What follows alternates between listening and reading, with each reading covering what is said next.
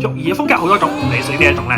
第一類型咧就係成人主導型嘅，呢類型嘅老師同家長好中意規劃一切啦，按照計劃行事嘅，一步一步咁樣教導小朋友新嘅技能同埋知識。呢一類型都好重視紀律同埋結構，希望小朋友按照我哋嘅期望發展。呢個方式其實可以幫到小朋友建立良好嘅習慣，但要注意過分嚴格咧會抑壓咗小朋友創造力同埋自主能力。